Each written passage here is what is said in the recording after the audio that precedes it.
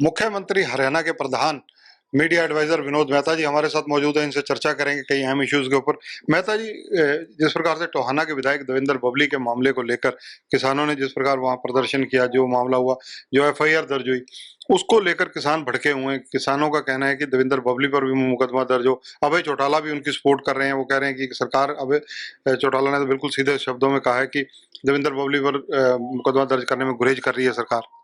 देखो, किसान आंदोलन को ना दो आंखों से देखना चाहिए, एक आंख से नहीं देखना चाहिए। एक आंख है कि किसान आंदोलन कर रहे हैं, उनके केंद्र सरकार के साथ कुछ इश्यूज हैं। एक आंख है कि किसान किसान के नाम पे कुछ लोग हुड़दंग कर रहे हैं। तो मेरा कहने का मतलब ये है कि दोनों को अलग अलग करके देखना चाहिए। वाकई ये किसान आंदोलन केवल किसान आंदोलन कर रहे हैं, या हुड़दंग करने वाले लोग जिनका विश्वास तोड़ फोड़ में है, दूसरे लोगों को नुकसान पहुंचाने में है, वो किसान आंदोलन के अंदर घुसे हुए हैं।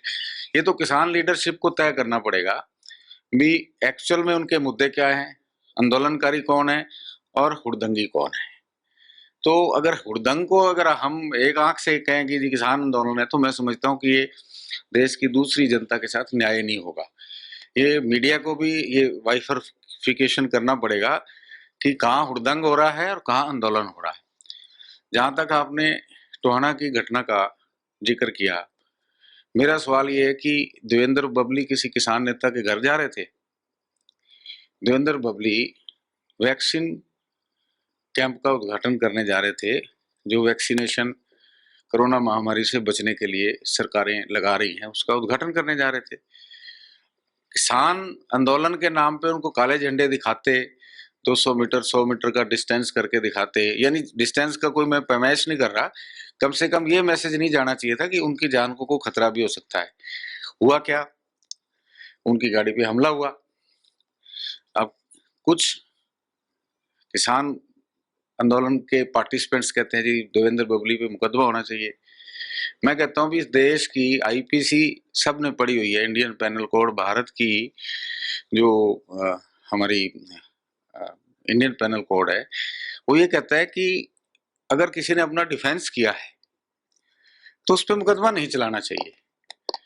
अब अगर आपने उसकी गाड़ी तोड़ी है, उसको घेरा है, उसकी लाइफ को थ्रेट था और उसने उसका कोई रिएक्शन दिया है, तो मुझे बताओ सेल्फ डिफेंस में दिया है ना। जब कानून ही नहीं मानता सेल्फ डिफेंस में किए गए किसी एक्शन को, कानून ही नहीं मानता कि उस पर कोई मुकदमा चलना चाहिए। इनेलो नेता अभय सिंह चौटाला इस मामले में काफी अग्रेसिव है। उनका कहना है कि सरकार, विशेषकर बीजेपी और जेजेपी की सरकार, देवेंद्र बबली को बचाने पर लगी है।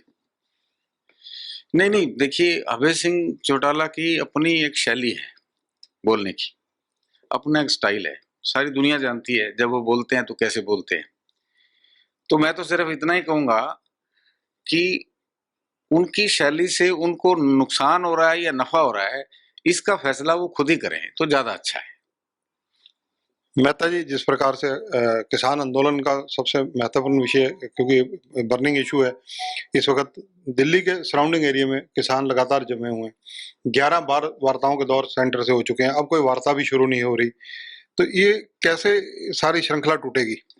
देखो, वार्ता का फायदा तब है जब किसान एक पॉजिटिव एजेंडे के साथ सामने आए, तीनों कानूनों को पढ़ लें, पहले अच्छी तरह से पढ़ लें, और फिर उसमें नफे नुकसान की बात करें कि जी इसमें हमें ये नुकसान है। उस नुकसान का केंद्र सरकार नोटिस ना ले तब तो कोई एतराज हो सकता है। जब केंद्र बार बार कह रहा है कि जी आप पिन पॉइंट करके बता दो जी आपको नुकसान कहाँ है, आप ऐसे ही एक तरफा कहो कि जी नहीं नहीं ये तो हम होने नहीं देंगे, तो ये ठीक नहीं है। मैं थोड़ा सा एक बैकग्राउंड में भी जाता हूँ।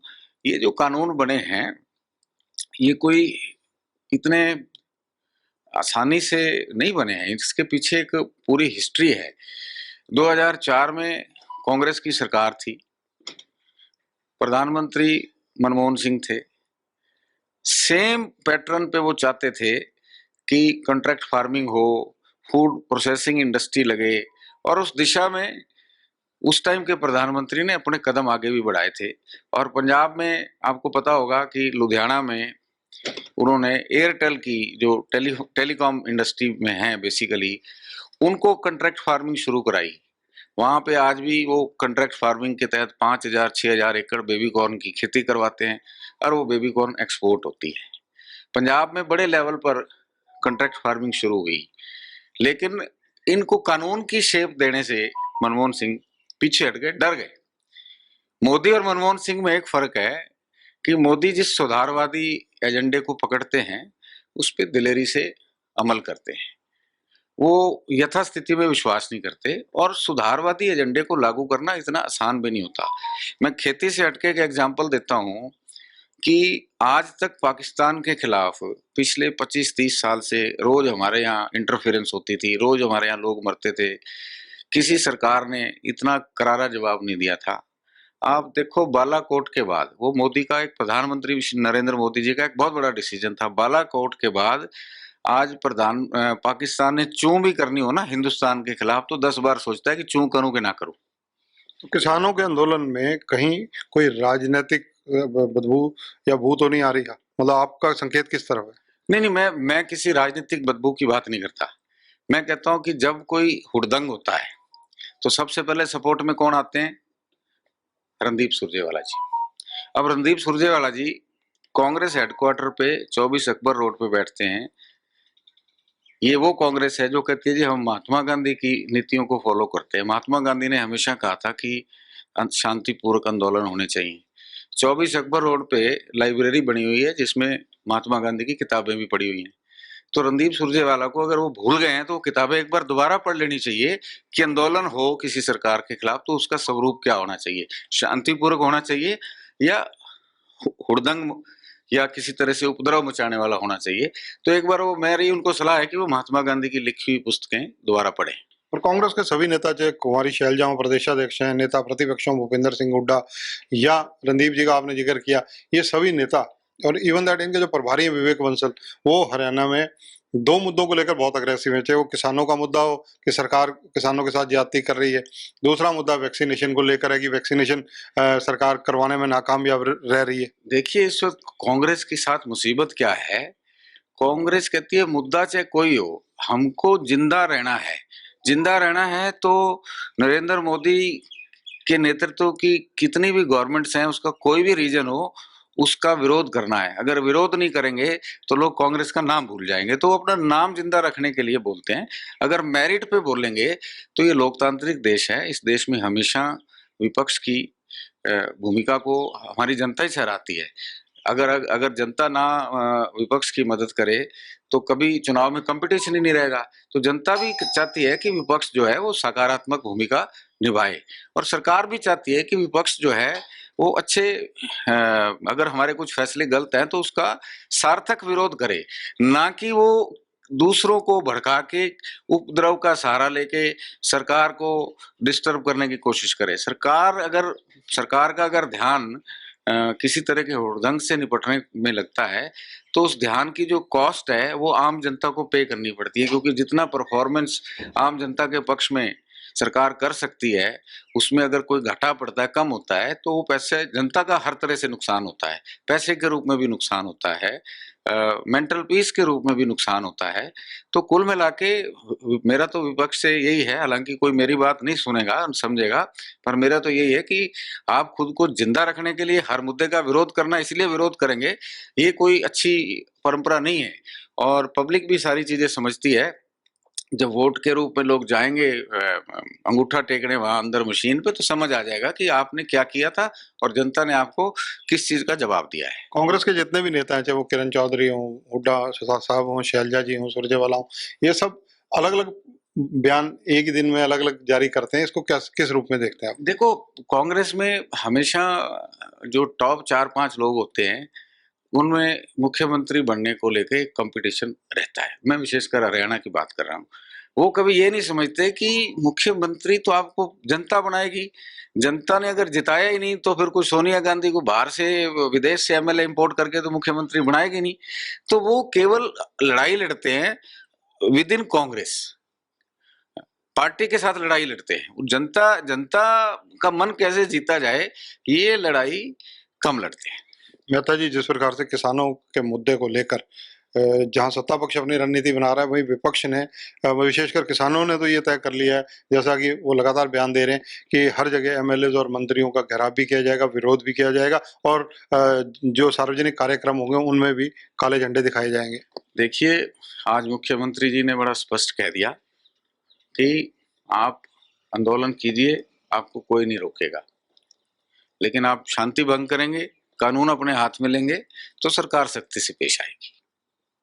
मेहता जी, इसके अलावा सरकार ने भी अब रणनीति इस मामले में बनाई है। सभी अपने नेताओं को कहा है कि ग्रीवेंसेस कमेटी की मीटिंग्स में नहीं जा रहे मंत्री जो हैं वो जाएं, और अधिकारियों को भी कहा है कि मुस्तैदी से फील्ड में सब चीज़ों को हैंडल भी करें और समझाएं भी। भाई, जनता की बनाई हुई चुनी हुई सरकार है, इलेक्टेड गवर्नमेंट की फंक्शनिंग को कौन कैसे रोक सकेगा? डेमोक्रेसी डेमोक्रेटिक कंट्री है, कोई ये थोड़ा है कि कोई किसी को उसके जो ड्यूटीज जनता ने उनको दी हैं उसमें कोई तोड़ फोड़ करेगा या उसको ये अधिकार मिल जाते हैं आंदोलन के नाम पे कि वो किसी की निजी जिंदगी में हस्तक्षेप करे, कोई पारिवारिक फंक्शन में जा रहा है उसमें हस्तक्षेप करे। ये कौन सा विरोध का फार्मूला है? और मुझे नहीं पता ये कहाँ से ढूंढ के लाए, कहाँ से रिसर्च करके इस फार्मूले पे आए हुए हैं। विरोध तो हमेशा ही होते रहे, बीजेपी भी विरोध करती रही है जब सत्ता से बाहर थी, लेकिन कभी दिखाओ किसी बीजेपी के कोई नेता लठ उठा के किसी आंदोलन में गया हो या किसी की गाड़ी रोकी हो या ज्यादा से ज्यादा क्या किया होगा? विरोध का जो एक गांधीवादी तरीका है वही अडॉप्ट किया, काले झंडे दिखा दिए, अगर महंगाई हुई तो मटका फोड़ आंदोलन कर दिया। कभी बीजेपी का पूरे देश में एक भी आप वर्कर व्यक्ति बता दो जो लाठी भाले और चीजें लेके किसी आंदोलन में गया हो या बीजेपी ने इस तरह के किसी आंदोलन की सपोर्ट की हो? एक चर्चा जनता में बहुत ज्यादा, उसका जवाब जरूर आपसे लेना चाहूंगा कि हरियाणा का मंत्रिमंडल जो है, मुख्यमंत्री जी सचिवालय में नजर आ जाते हैं, अनिल विज रेगुलर नजर आ जाते हैं, या मंत्रिमंडल के अलावा अगर बात की जाए तो आप भी सचिवालय में आवागमन रखते हैं, रखा हुआ अपने कंटिन्यूटी में, बाकी मंत्री कहाँ नदारद है? धरणी जी, ये बताओ किसी मंत्री की फाइल पेंडिंग है? कोरोना काल के बावजूद भी मंत्री अपने निवास से बैठ के काम कर रहे हैं।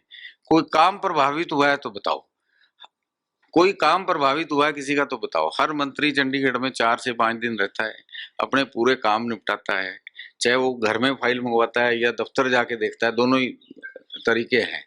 लेकिन जब कोरोना महामारी में सबको लगता है थोड़ा सा भाई थोड़ा भीड़ नहीं इकट्ठी करनी, सचिवालय में अब आप कितना ही मना कर लो भीड़ हो ही जाती है, तो भीड़ को हम खुद ही रोकने की कोशिश कर रहे हैं। हम खुद ही कहते हैं कि भी भीड़ असेंबली नहीं होनी चाहिए, असेंबली नहीं होनी चाहिए।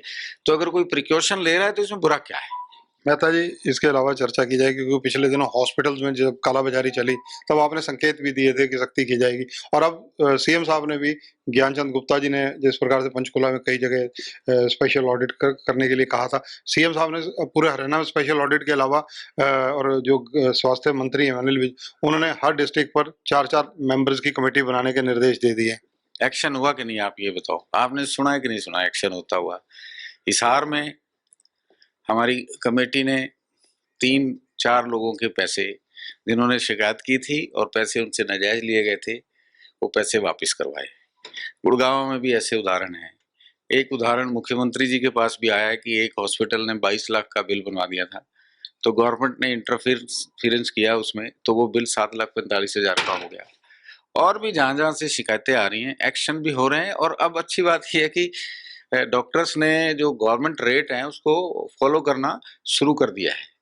पर ये यहाँ पे सरकार रुकने वाली नहीं है, ये अंत नहीं है। हर चीज जीवन में कुछ ना कुछ सिखाती है।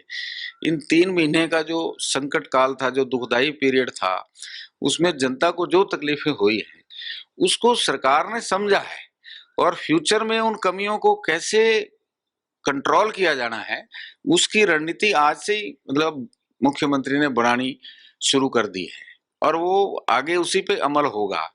जैसे शुरुआत हुई थी संकट काल की तो एकदम तूफान मचा, ऑक्सीजन ऑक्सीजन ऑक्सीजन। 3 से 4 दिन मैं मानता हूं कि बड़ा क्राइसिस था, 2-3 घटनाएं होती बची, लेकिन जिस तरह से सीएम खुद फील्डिंग में उतरे अपनी पूरी सेक्रेटेरिएट के साथ, सारे अफसर 24/7, मुझे नहीं पता कि कोई 6 घंटे की नींद उन दिनों में पूरी ले पाया या नहीं ले पाया, लेकिन उतरे सारे हुए थे। और 1 हफ्ते में सरकार ने ऑक्सीजन का क्राइसिस खत्म किया, इंजेक्शन का क्राइसिस खत्म किया, अब थोड़ा थोड़ा ब्लैक फंगस का है, इंजेक्शन का थोड़ा अभी भी शॉर्टेज है, उस पे भी सीएम लगे हुए हैं। Patient to patient daily detail जा रही है केंद्र सरकार को, और आज रात को हमें लगता है कि अच्छा खासा हमारे पास इंजेक्शन का कोटा आ जाएगा और अगले 1-2 दिन में पेशेंट्स को रिलीफ मिलेगी। अभय चौटाला जी ने कल प्रेस कॉन्फ्रेंस की थी। उन्होंने ये दावा किया है कि जेजेपी और बीजेपी की जो स्थिति चल रही है, अगली बार इनको टिकट लेने वाले कैंडिडेट भी नहीं मिलेंगे। इतनी जल्दी कल्पना क्यों करते हैं? 3.5 साल पड़े हैं, और मेरा तो उनसे अनुरोध है कि सत्ता पक्ष पे टिप्पणी करने की बजाय जितना ध्यान अपनी पार्टी को मजबूत करने में लगाएंगे, उतना ही उनके लिए अच्छा है। क्योंकि सत्ता पक्ष तो आज फिर भी कहीं ना कहीं एग्जिस्टेंस तो रखता है, फाइट में तो है। क्या नतीजा होगा बाद की बात है, आज उसकी कल्पना क्यों करें। लेकिन आपका तो सारा फाइल जो है वो बिल्कुल सामने है जनता के। आपके 90 में से आप एक थे और आपने भी रिजाइन कर दिया, 90/0 है। तो भाई 90 पहले अपनी 90 की तैयारी तो करो। किसान आंदोलनों की आड़ में जिस प्रकार से हिंसा हो रही है इस घटनाक्रम पर, क्योंकि आप एक सीनियर जर्नलिस्ट रहे हैं, एडिटर लेवल पर रहे हैं, तो आपकी तात्विक टिप्पणी क्या है? नहीं, हिंसा से निकालेंगे क्या? हिंसा का अंत क्या होता है? देश भर में अहिंसक आंदोलन भी हुए और हिंसक आंदोलन भी हुए, आज से नहीं, जब से देश आजाद हुआ है। हिंसा वालों का क्या हशर हुआ है और अहिंसा वालों का क्या असर हुआ है, दोनों में सारा जनता को फर्क है।